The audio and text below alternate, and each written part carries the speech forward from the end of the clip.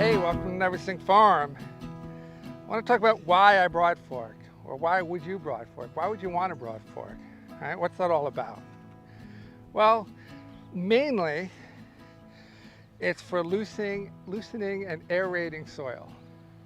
Right, so you want to make sure you have the right Broadfork. Don't use one with knives, right? Use one with round, big tines.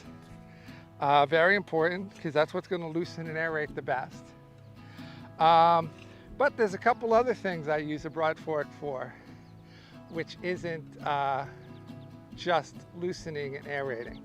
I make sure that I Broadfork before we add amendments. So we get a nice big hole, right? You can see right here, there's a beautiful big hole where we're going to put amendments.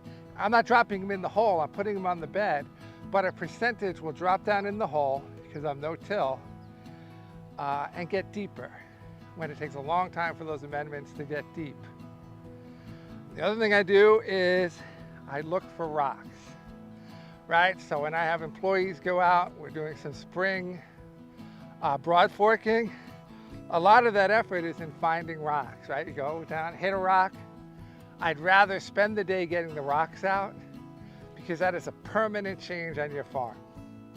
Once we get the rocks out, they're not coming back.